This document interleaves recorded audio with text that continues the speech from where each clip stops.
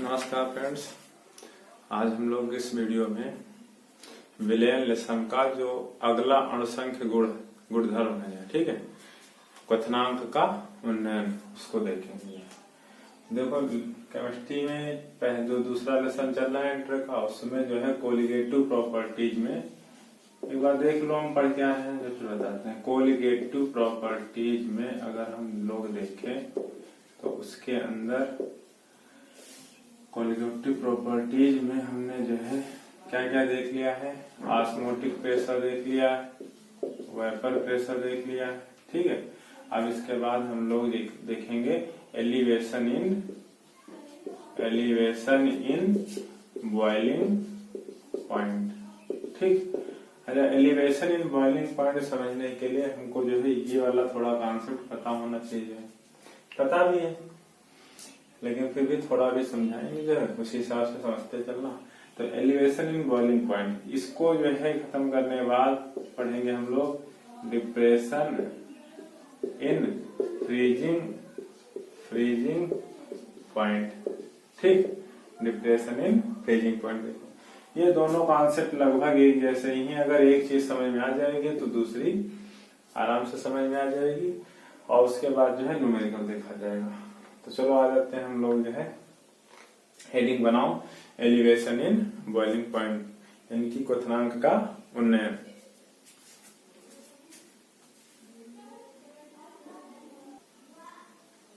तो देखो क्या है, क्वथनांक का उन्नयन समझने के लिए पहले हमें क्वथनांक की परिभाषा देखनी पड़ेगी, ठीक।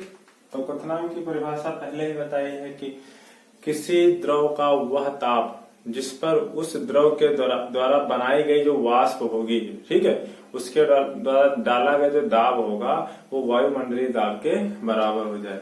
तो वही जो सीधी सीधे लाइन में लिख लो कि जिस ताप पर किसी द्रव का वाष्प दाब वायुमंडलीय दाब के बराबर हो जाता है, वह ताप उस द्रव का क्वथनांक कहलाता है, ठीक है। बात समझ में आ रही होगी, इसमें कोई ज्यादा जो है समझने वाली बात नहीं है, बस इसको याद कर लो, ठीक है। क्योंकि बिना क्वथनांक के क्वथनांक का उन्नयन समझ में आने वाला नहीं है। तो पहले हमने समझ लिया कि क्वथनांक है क्या, तो समझ में आ गया कि ये क्या है, एक ताप है जिस पर किसी द्रव का वाष्प दाब किसके बराबर हो जाता है, वायुमंडलीय दाब के बराबर। यानी नॉर्मली अगर हम यहाँ पे जो है बात करें तो एक वायुमंडल दाब लगभग होता है। तो अगर एक वायुमंडल वाष्प दाब बन जाए किसी द्रव का जिस ताप पर, वही ताप उसका कहलाएगा क्वथनांक। समझने के लिए जो है हम लोग समझ सकते हैं कि अगर जल की बात करें, ठीक है, अगर जल के लिए देखें जो है, जल के लिए क्वथनांक की अगर बात करें तो जल का जो क्वथनांक होगा वो कितना होता है, 100 डिग्री सेंटीग्रेड। तो कहने का मतलब इसका ये है कि जब पानी को 100 डिग्री सेंटीग्रेड पे गर्म करते हैं तो वो इतनी वाष्प बना लेता है जो वायुमंडलीय दाब के बराबर हो जाता है, ठीक है। बात आई समझ में, ठीक। अब इस कॉन्सेप्ट से जो है थोड़ा, अब इस पॉइंट से जो है हम लोग इस पे आएंगे क्वथनांक के उन्नयन पे। देखो यहाँ पे एक शब्द और आया है, उसको भी समझो है क्या। उन्नयन जब लिखा जाए, ठीक, जब क्या लिखा जाए, उन्नयन, तो उन्नयन का मतलब होता है वृद्धि या बढ़ोतरी, ठीक है। तो एलिवेशन और इंग्लिश में एलिवेशन मतलब ग्रोथ, एक हिसाब से अगर देखा जाए तो उन्नयन का मतलब ग्रोथ या फिर वृद्धि। तो यहाँ पे ये हेडिंग क्या बता रही है, क्वथनांक में वृद्धि हो जाए। अब वृद्धि कैसे हो जाए भाई, केवल हम पानी लें अगर और उसका कहें कि क्वथनांक बढ़ गया, कैसे बढ़ गया, तो बढ़ कैसे जाएगा, ये चीज जो है हम समझ रहे हैं। कौन सा लेसन पढ़ रहे हैं, विलयन। इसका मतलब विलयन बनाया गया होगा जब किसी द्रव का, ठीक है, तभी जो है ये चीज हमको दिखेगी। तो कहने का मतलब यहाँ पे ऐसे समझो, अगर हम एक बर्तन में कोई शुद्ध विलायक ले लेते हैं, क्या ले लिया, शुद्ध विलायक। अब विलायक को हम मान के वही चल रहे हैं, कौन सा, H2O ले रहे हैं, ठीक है। अब इस समय इसका जो बॉइलिंग पॉइंट होगा, जो इसका बॉइलिंग पॉइंट होगा वो अभी बताया कितना याद करना है, या होता कितना है, 100 डिग्री सेंटीग्रेड। जैसे ही इस विलयन को, यानी इस विलायक को हमने परिवर्तित कर दिया विलयन के अंदर, विलयन बना दिया। अब विलयन अगर बना रहे हैं तो इसके अंदर कोई ना कोई विलेय डाला गया होगा, ठीक है।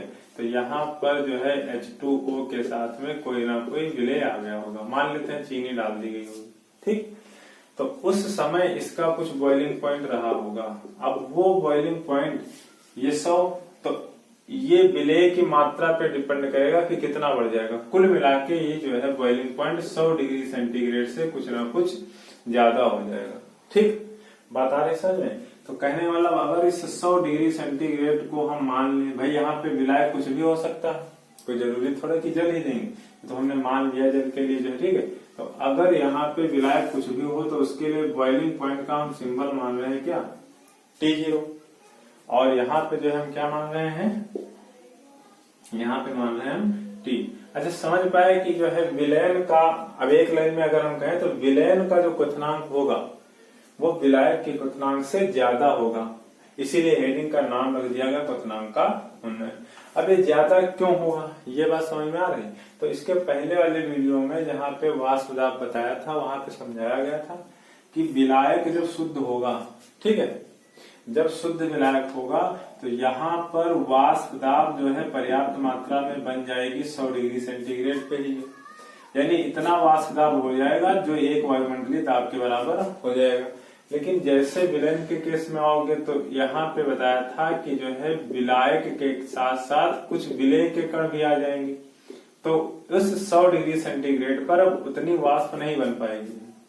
तो वाष्प जब कम बन पाएगी तो वायुमंडलीय दाब के बराबर भी नहीं हो पाएगी उसी 100 डिग्री सेंटीग्रेड पे, ठीक है, क्योंकि कुछ हिस्सा इसका कौन ले लेगा, विलय। तो उतनी वाष्प नहीं बना पाएगा, जो है जब उतनी वाष्प बना नहीं पाएगा तो इसका जो है जो वाष्प दाब होगा वो वायुमंडलीय दाब के बराबर भी नहीं होगा। तो हमें क्या करना पड़ेगा, थोड़ा और ताप बढ़ाना पड़ेगा। जब ताप और बढ़ाएंगे तो थोड़ा जो है वाष्प और बनेगी, वाष्प दाब बनेगी तो वाष्प दाब बढ़ जाएगा और धीरे धीरे करके वो एक वायुमंडल पे पहुंच जाएगा, ठीक। बात आई समझ में? तो कहने का मतलब सीधे सीधे पॉइंट याद रखना कि विलायक की तुलना में विलयन का जो क्वथनांक होता है यानी बॉइलिंग पॉइंट होता है वो हमेशा क्या होता है, ज्यादा, क्योंकि जो है उसी ताप पर उतनी पर्याप्त वाष्प नहीं बन पाती है, ठीक। और क्वथनांक की परिभाषा भी यही बताई गई थी। अब बार बार रिपीट नहीं करें, समझो इसको जो है। अब यहाँ पे हम अगर इन दोनों में, जिसको ना समझ में आए एक बार वीडियो फिर से सुनना है।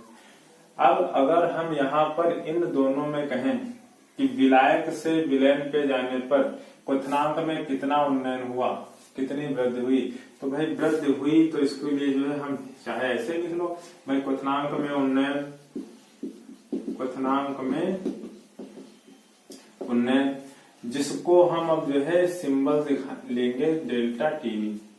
भाई डेल्टा टी मतलब टेम्परेचर का अंतर है, कौन से टेम्परेचर का, बॉइलिंग पॉइंट का, इसीलिए यहाँ पे भी लिख दिया गया बॉइलिंग पॉइंट का। ये बराबर होगा, अब इन दोनों में से कौन सा ज्यादा होगा, तो बताओ ये कौन सा ज्यादा होगा, ये ज्यादा होगा, तो T माइनस T0। सीधा सीधा कॉन्सेप्ट, जिसका ज्यादा क्वथनांक होगा उसमें से कम वाले को माइनस कर देना है, और हमेशा ज्यादा किसका रहेगा, विलयन का, विलायक का रहेगा कम, इसीलिए हेडिंग डाली गई है क्वथनांक का उन्नयन।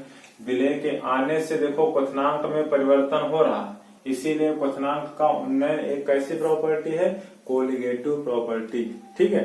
और कोलिगेटिव प्रॉपर्टी में यही तो बताया गया है कि जो प्रॉपर्टीज विलय के अणुओं की संख्या या विलायक के अणुओं की संख्या से परिवर्तित होती रहे, ठीक, वही कहलाएंगे जो है हमारी अणुसंख्य गुणधर्म।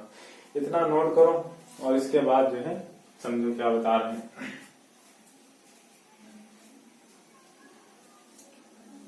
इसको नोट करके अब एक हेडिंग बना लो, क्वथनांक का उन्नयन, क्वथनांक का उन्नयन और मोललता में संबंध।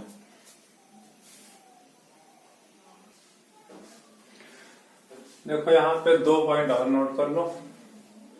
क्वथनांक में उन्नयन जो होता है वो विलय के मोल प्रभाज के समानुपाती होता है, सीधा सीधा पॉइंट है, इसको बना लो नोट करके स्टार बना के। ऐसे क्वथनांक में जो उन्नयन होता है वो P0 माइनस PS के समानुपाती होता है। P0 माइनस PS अगर हम पूछे क्या है तो वाष्प दाब के अवनमन में हमने बताया था जो है, ठीक है, वाष्प दाब में जो है क्या बताया था, ये विलायक का वाष्प दाब, ये विलयन का वाष्प दाब, यानी कह सकते हैं कि वाष्प दाब में अवनमन। ये जो इतना लिखा हुआ है इसको हम क्या बोलेंगे, वाष्प दाब में अवनमन, ठीक, ये दोनों पॉइंट नोट करते रहना, जो है नोट कर लेना है। हालांकि यहाँ से कोई न्यूमेरिकल नहीं बनाएंगे, लेकिन फिर भी नोट कर लो। अब ये पॉइंट बहुत इंपॉर्टेंट है, जो है हेडिंग बना लो, क्वथनांक में उन्नयन मतलब डेल्टा टी और मोललता, जिसको हम स्मॉल एम से दिखा सकते हैं, जो है में संबंध क्या होता है। तो जैसे ये संबंध वैसे ये यहाँ से बता रहे हैं, क्वथनांक में जो उन्नयन है वो डायरेक्टली प्रोपोर्शनल होता है किसके, मोललता में, ठीक है। वैसे ही जब ये समानुपाती हटाओगे तो यहाँ पे एक सिंबल आ जाएगा, जिसको हम क्या बोलेंगे, के बी।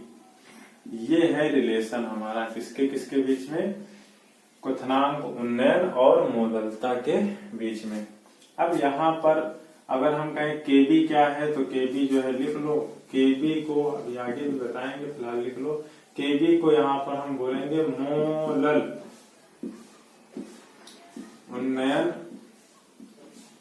मोलल उन्नयन स्थिरांक, ठीक है, मोलल उन्नयन स्थिरांक।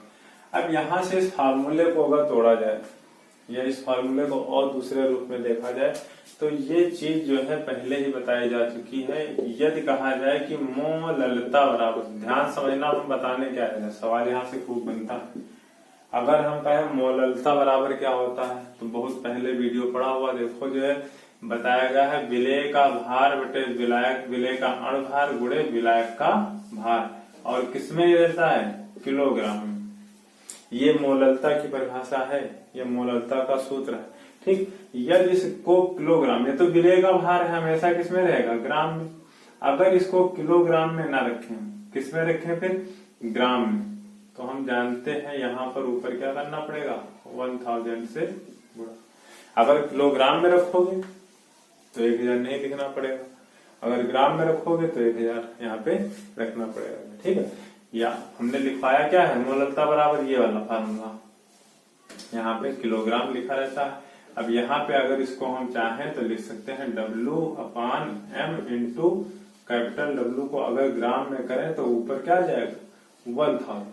बिल्कुल वैसे ही ये जो है यहाँ पे, जो इसको हटाओ, ये जो रिलेशन है डेल्टा टीबी और मोललता के बीच में, अगर यहाँ पर हम लोग डेल्टा टीबी बराबर केबी इंटू मोललता की जगह क्या लिख दें, ये, यानी कि W ये किसमें रहेगा, ग्राम में, अपान M मोललता की जगह रख रहे हैं, ठीक है, M इंटू कैपिटल W, और इसको किसमें रखें हम, ग्राम में। अब यहाँ पे ग्राम में ही रखेंगे जो है, ठीक, क्योंकि ग्राम में ही सब कुछ परिभाषित किया गया है, तो ग्राम रखेंगे, और जब ग्राम रखेंगे तो 1000 ऊपर जो है पहुंच जाएगा, ठीक। ये हमारा एक जो है फार्मूला बनके तैयार हो गया, जिस फार्मूले के अंदर, ठीक है, हमको क्या दिख रहा है, डेल्टा टीबी। नोट करो क्या है, डेल्टा टीबी को हम लोग क्या बोलेंगे, क्वथनांक का या क्वथनांक में उन्नयन। केबी को क्या बोलेंगे हम, मोलल उन्नयन स्थिरांक, एक कांस्टेंट है भाई जो है, ठीक है। उन्नयन यहां से हमने ले लिया, इसमें से मोलल कहां से ले लिया, मोलल से, इन दोनों के बीच में यूज किया गया, इसीलिए मोलल उन्नयन स्थिरांक बोल दिया गया। स्मॉल W ये क्या होगा, ये M क्या है, बोलो, विलेय का अणुभार, पता है विलेय का अणुभार कैसे निकालेंगे। ये कैपिटल W क्या है, ये है हमारा विलायक, यानी जिसके अंदर घोल के विलयन बनाया गया हो, विलायक का भार। किसमें लिए हम, यहाँ पे ग्राम में लिया गया है, इसीलिए ऊपर 1000 लिखा गया है। और ये स्मॉल W क्या है, तुम लोग नीचे लिख लेना जो, ठीक है, विलेय, इस फार्मूले के नीचे एक एक पॉइंट करके नोट कर लेना। ये विलेय का भार है, और विलेय का भार हमेशा ग्राम में रखा जाता है, ठीक।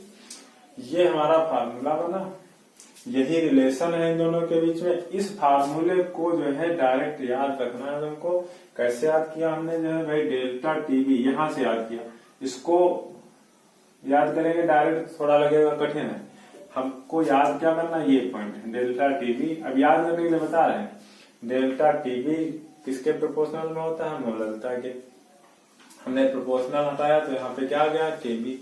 बाकी मोललता तो पहले से पढ़े हुए हैं, मोललता अगर याद है तो हमारा काम मोललता वाले सवाल में भी हो जाएगा और यहाँ पर भी हो जाएगा। अब इसको हमने ऐसे यहाँ पे रख दिया, ठीक, काम चल गया। नोट करो इसको।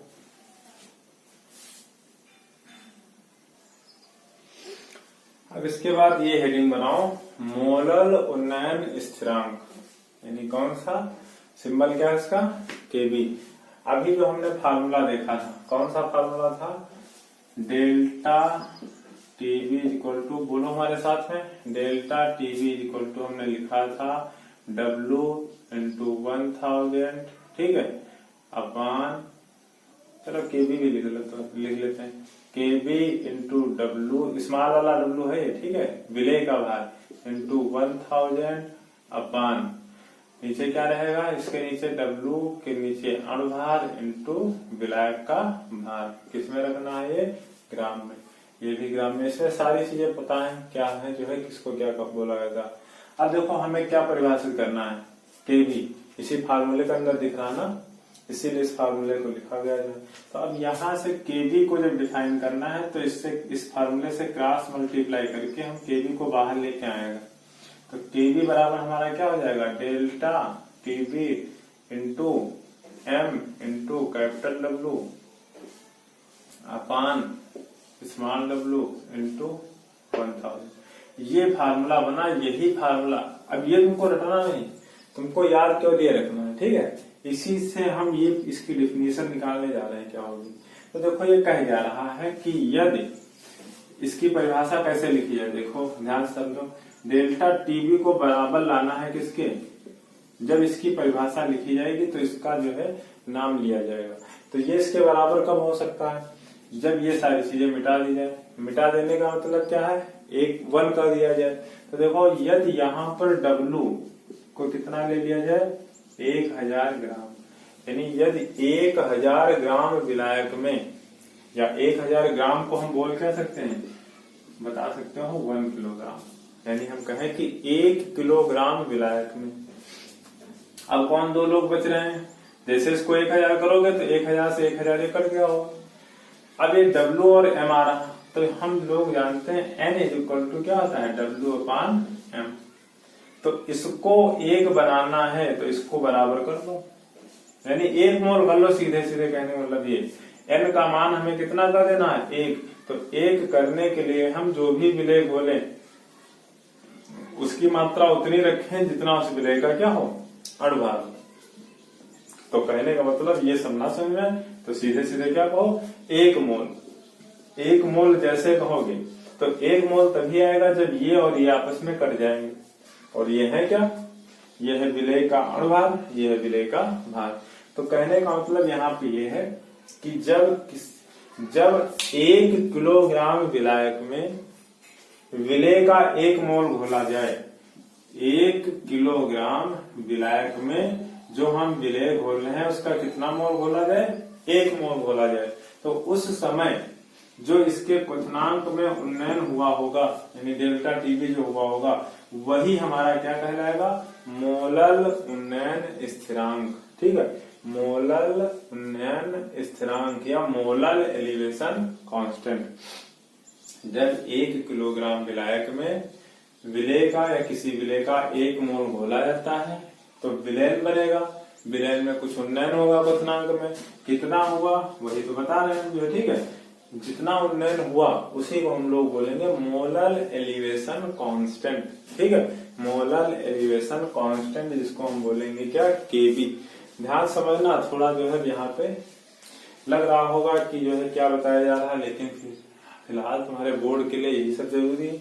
डायरेक्ट पूछते हैं मोलल उन्नयन स्थिरांक क्या है, तो परिभाषा क्या लिखोगे, जो है ये नोट करके परिभाषा लिखो, हम लिख रहे हैं बोर्ड पे। देखो ये मोलल उन्नयन स्थिरांक के भी फार्मूला क्या बना था ये, ठीक है, इसी फार्मूले से परिभाषा जो बनाई गई थी, क्या बताया था, इसको कितना ले लिया जाए, 1 किलोग्राम, यानी कि कितना लिया जाए, 1000 ग्राम। तो यहाँ से 1000 से ये गायब हो जाएगा। W और M को बराबर कर दिया जाए, जब बराबर करोगे तो मोल कितना बनेगा, 1 मोल। तो 1 मोल लोगे तो ये गायब हो जाएगा। तो यही जो केबी है वो किसके बराबर हो जाएगा, डेल्टा टीबी के। बस वही बात लिखी गई है कि 1 किलोग्राम विलायक में, अब जो देखो पदार्थ घोला जाएगा, अब अभी हम सारी प्रॉपर्टीज किसकी पढ़ रही हैं? अवाष्पशील, ठीक है, अनअपघट्य पदार्थ, यानी जिसको घोलने पर वो अपने आयनों में ना टूटे, ठीक है, उसकी बात हो रही। अभी अपघट्य पदार्थ क्या होते हैं, कैसे वानठाप गुणक जब बताएंगे तो उसमें समझा देंगे सबको एक साथ, ठीक। तो वही है, जो हम पदार्थ लेंगे वो पदार्थ जो है हमेशा कैसा लिया जा रहा है? अवाष्पशील अनअपघट्य, ठीक। तो वही बता रहे हैं कि किसी 1 किलोग्राम विलायक में किसी अवाष्पशील अनअपघट्य पदार्थ का कितना मोल घोला जाए? 1 मोल। जब घोला गया, जो क्वथनांक का उन्नयन होगा वही क्या कहलाएगा? हमारा विलायक का मोलल उन्नयन स्थिरांक। मोलल उन्नयन स्थिरांक कहलाएगा किसका है? विलायक का है, ठीक है। तो वही लिख दिया गया। बिल्कुल सेम इसी के जैसे एक और डेफिनेशन होती है, लेकिन तुमको कंफ्यूज करने के लिए क्या करते हैं, जो है इसको कभी कभी इस नाम से दे देते हैं, कभी कभी मोलल देते हैं, कभी कभी ग्राम अणुक देते हैं। तो जैसे मोलल की जगह ग्राम अणुक लिख जाए, बाकी है क्या? वही उन्नयन स्थिरांक, सिंबल भी वही है। तो ये जो फार्मूला था बस थोड़ा सा चेंज हुआ, यहाँ पे 1000 है, यहाँ पे कितना हो जाएगा? 100। कभी कभी सवाल में जो है थोड़ा कंफ्यूज कर देते हैं, मोलल उन्नयन स्थिरांक ना पूछ करके ग्राम अणुक उन्नयन स्थिरांक पूछते हैं। तो फार्मूला हम ये वाला ना लगा के ये लगाएंगे, फार्मूला एक ही है, कुछ नहीं याद करना। जब मोलल है तो 1000, जब ग्राम अणुक हो जाए तो 100 कर देना बस। तो अब इस 100 को काटने के लिए डब्ल्यू हम कितना लेंगे बोलो? यहाँ पे इस 100 को गायब करने के लिए डब्ल्यू कितना लिया गया था? 1000 ग्राम, यानी कि 1 किलोग्राम। तो अगर इसकी डिफिनेशन हम कहें लिखने को तो सब कुछ एक जैसा, जहां पे 1 किलोग्राम लिखा है वहां पे हम क्या कर देंगे? 100 ग्राम विलायक में, ठीक है, ध्यान से समझो हम क्या बता रहे हैं। 100 ग्राम विलायक में, बाकी सारी परिभाषा वही, किसी अवाष्पशील जो ऊपर लिखा वही, अनअपघट्य पदार्थ का 1 मोल घोलने पर क्वथनांक का उन्नयन विलायक का मोलल उन्नयन स्थिरांक कहलाता है।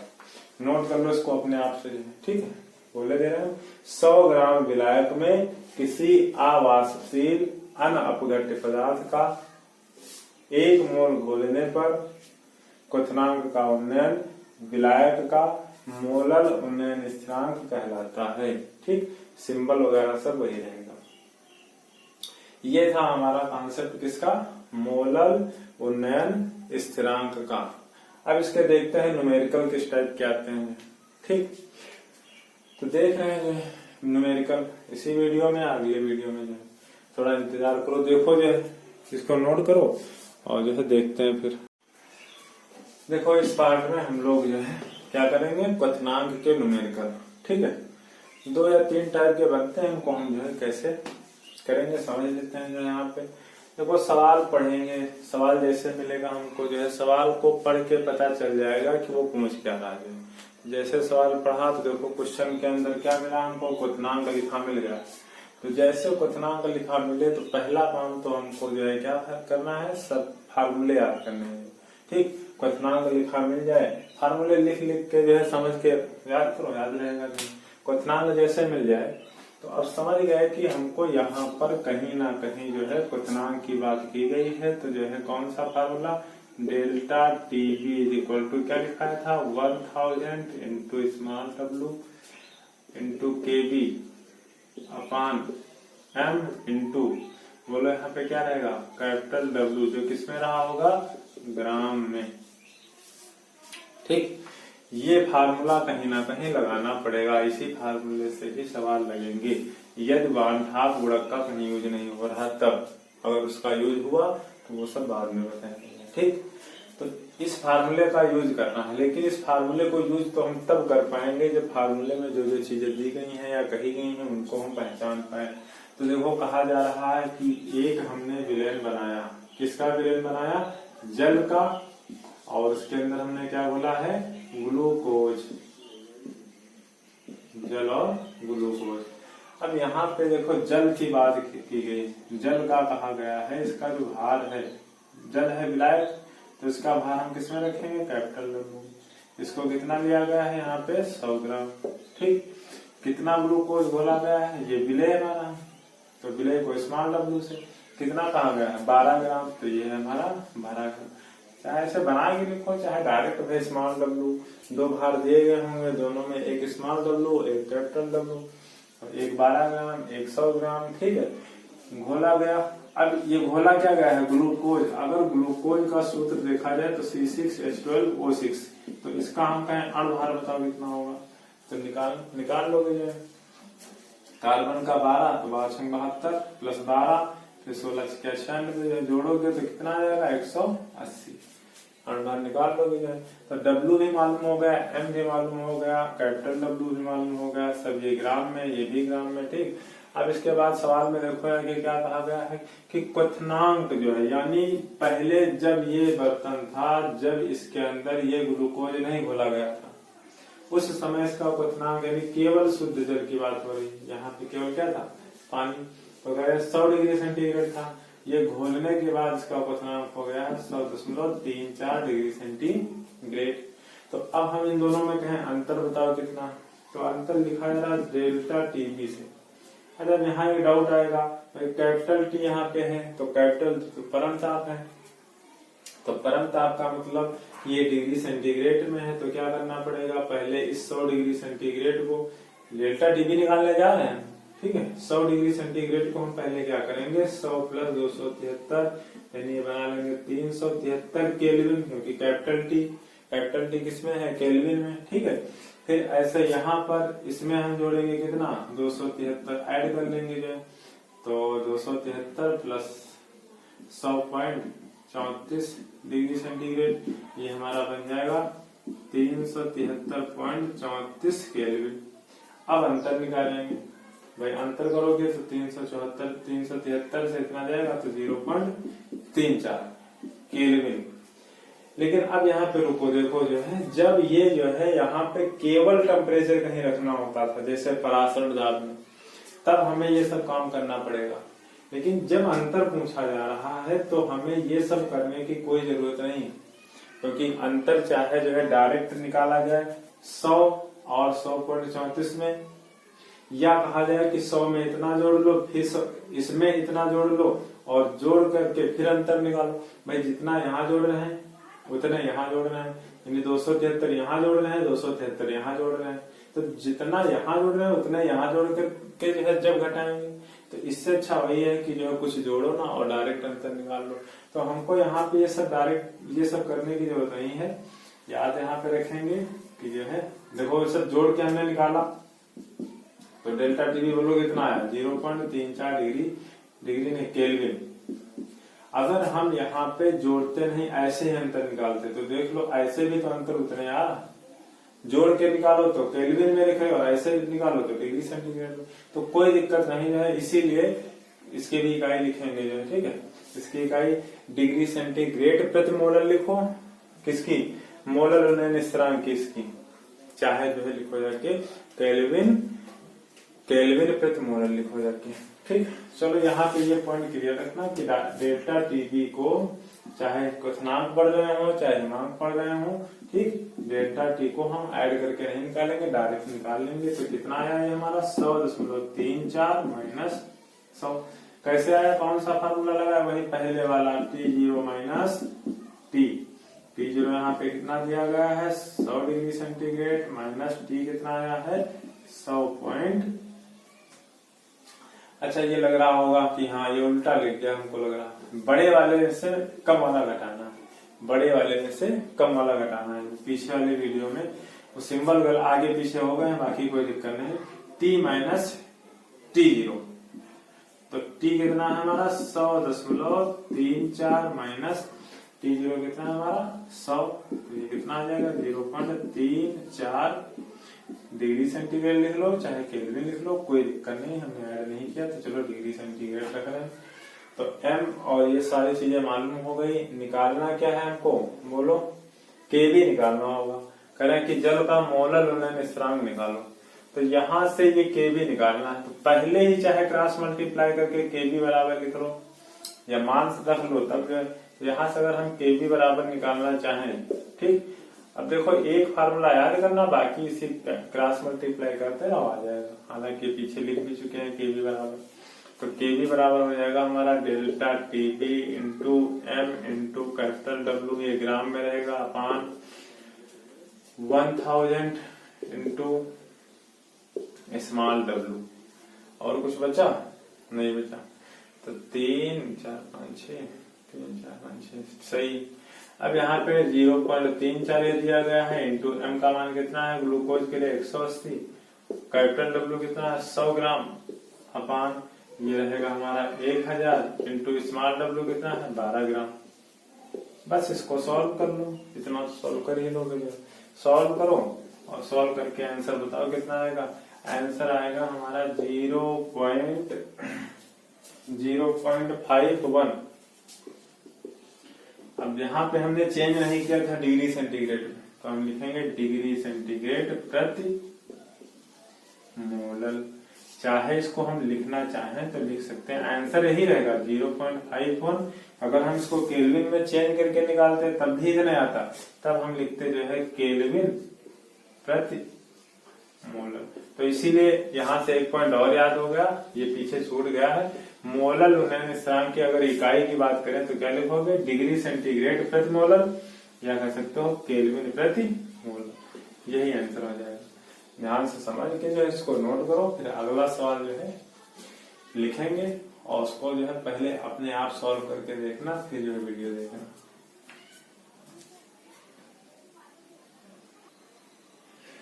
देखो अभी अगर सवाल समझा जाए तो फिर से देखो क्वेश्चनांक का ही सवाल है, ठीक। तुम लोग वीडियो पॉज करके जो है इसको एक बार सॉल्व करने की कोशिश करो। इसमें 2 चीजें हमको और सीखने को मिलेंगी। देखो क्या कह रहा, इसमें फिर से क्वेश्चनांक आया तो पहला काम तो हमारा तभी जो है, पहला काम हमको वही करना है जो पिछले सवाल में किया गया था, यानी कि यहाँ पे हम ये जब तक फार्मूला नहीं लिख पाएंगे, ठीक है, 1000 into KB into small W upon small M into capital W, तब तक आगे कुछ काम बनने वाला नहीं। तो पहला काम तो फार्मूला याद होना चाहिए, लिख लिख के याद करो। फिर सवाल में देखो दिया क्या क्या गया, पूछा क्या गया, तो पूछा यहाँ पे देखो क्या गया है, पदार्थ का अणुभार इन्होंने इस बार कहा है। क्या निकालना है, अणुभार, यानी अणुभार हम पहचान रहे कौन सा m, तो m निकालना है तो हम पहले ही m को बाहर कर लें। ये तो अपनी कैलकुलेशन के ऊपर है, फिलहाल m को बाहर अगर हम करें तो m को जैसे ही बाहर करोगे तो ये बचेगा 1000 into KB into small W, cross multiply कर रहे हैं, upon delta TB into capital W gram में, ठीक। ये है। अब इसके बाद यहाँ पे भाई m निकाल हम तभी पाएंगे जब KB का मान दिया गया हो, W का मान दिया गया हो, ठीक है, डेल्टा TB का मान दिया गया हो, कैपिटल W का मान दिया गया हो। तो चाहे फार्मूले के अनुसार चलो, देखो क्या क्या दिया गया, चाहे सवाल के अनुसार चलो। तो अगर KB पहचाना जाए सवाल में, तो डायरेक्ट इन्होंने देखो ब्रैकेट के अंदर लिख दिया है कि जो KB है, यानी जो जल है उसका मोलर उन्नयन स्थिरांक कितना दिया गया है, 0.51 डिग्री सेंटीग्रेड प्रति मोलर, ठीक। तो एक तो हमारा ये मिल गया। फिर W देखो जाके, विलेय का भार, विलेय इसमें कौन सा है पता नहीं, कोई एक पदार्थ है जिसका भार इन्होंने कितना बताया 6 ग्राम। अब जिसे पहचानने में दिक्कत हो कि कौन सा विलेय का कौन सा विलायक का, तो विलेय का भार पहले बताया था हमेशा कम वाला रखना है, ठीक है। तो स्मॉल डब्ल्यू बराबर क्या होगा 6 ग्राम। और इसके अलावा अगर देखो जाके तो डेल्टा TB यहाँ पे निकालना है। अब डेल्टा TB अगर निकालना हो, सवाल में देखो क्या 2 बार टेम्परेचर दिया गया है। इन्होंने केवल कहा है कि जब विलयन बनाया गया इतना घोल के, तो उस विलयन का क्वथनांक कितना दिया गया है, और विलयन हमने किसका बनाया है, जल का। तो यहाँ पे एक चीज साइलेंट है, हमें निकालना है डेल्टा TB। तो डेल्टा TB अब ये नहीं कि 100 पॉइंट जो है तुमने कितना रख दिया 51 डिग्री सेंटीग्रेड, ये रखोगे तो सवाल गलत हो जाएगा, क्योंकि इन्होंने क्या कहा है कि जल का क्वथनांक, यानी जब इतना ग्राम इतने ग्राम जल में घोला गया तब क्वथनांक इतना हो गया। वही पीछे वाला कॉन्सेप्ट, यानी ये शुद्ध जल का तो हमेशा 100 डिग्री सेंटीग्रेड होता है, जब इसमें घोला गया कोई पदार्थ 6 ग्राम तो उसका क्वथनांक कितना हो गया। तो इसका अंतर अगर हम कहें निकालने को, तो अंतर यही तो भी पीछे बताया था। ये फार्मूला समझ के जो है जब पूछे, अभी ऐसा सवाल पूछते नहीं है जो है, ठीक है, तो उसमें भी यही चीज समझना है कि क्वथनांक में उन्नयन पूछ रहे हैं कि विलायक का क्वथनांक पूछ रहे हैं कि विलयन का क्वथनांक पूछ रहे हैं। प्रोसेस यही रहेगा। अगर मान लो जो है क्वथनांक पूछ रहे होंगे उसके बाद अगर उन्नयन पूछ रहे हैं तो डायरेक्ट यही जो निकलेगा फार्मूले से वो हो जाएगा। ठीक, चलो उसका दूसरा सवाल देखेंगे। तो कहने मतलब यहाँ पर डेल्टा टीबी हमारा क्या रहेगा, 100.51, ज्यादा वाले से कम वाला घटा देना, 100.51 से क्या घटा देना, 100, तो ये कितना आ जाएगा 0.51 डिग्री सेंटीग्रेड। यहाँ पे नहीं, ये नहीं रखना है, कितना रखना है हमको, 0.51 डिग्री सेंटीग्रेड। तो देखो यहाँ पे ये पॉइंट तुमको समझना पड़ेगा कि डेल्टा टीबी अगर एक बार लिखा तो वही नहीं लिख देना है, हमें क्या करना है, यहाँ समझना है जल की बात हो रही है, जल का ये जो है 100 डिग्री सेंटीग्रेड, ये साइलेंट रहा है यहाँ पे, या ठीक है, लेकिन हम लोग समझ जाएंगे। और इसके बाद कैसे निकालते हैं ये फार्मूला भी याद रखना। कभी कभी क्या होता है, हम ये डेल्टा टी निकालते हैं लेकिन वो पूछता क्या है, विलयन का क्वथनांक, तो यही फार्मूला लगा के निकाल सकते हैं। तो ये निकल आया। इसके बाद देखो कैपिटल डब्लू, अगर कैपिटल डब्लू की बात करें तो सवाल में दिया गया कितना, 100 ग्राम, ये हमारा हो गया 100 ग्राम। बाकी यहाँ से जो है देखो आके सॉल्व कर सकते हो, 1000 इंटू केजी का मान कितना रखा गया है, 0.51 इंटू डब्लू कितना है 12 अपान डेल्टा टीबी कितना है 0.51 इंटू डब्लू कितना है 100। तो यहाँ से पूरा कट जाएगा, यहाँ से 1 2 1 2 कट जाएंगे, तो ऊपर अब बच क्या रहा है, बताओ भाई कुछ गलत हो गया क्या यार। तो ये बच रहा है कितना, 120, 12 धाम 120, ठीक, 12 धाम 120, कुछ गलत हुआ है लग रहा। गलत नहीं हुआ, ये भार 6 ग्राम, हमने यहाँ पे कितना रख दिया है 12, तो 6 रखना है, बाकी सारी चीजें कट ही गए, 6 और 10 यानी कितना आ गया 60। तो जो भी पदार्थ इसके अंदर घोला गया है उसका अनुभार कितना है 60। ठीक, बात आई समझ में, समझो। फिर अब जो है किताब उठाओ या आंसर उठाओ या गेस्ट पेपर उठाओ और जो है सवाल इस टाइप के जो है देखो, जो पूछेंगे तुम्हारे बोर्ड में उनको सॉल्व करो।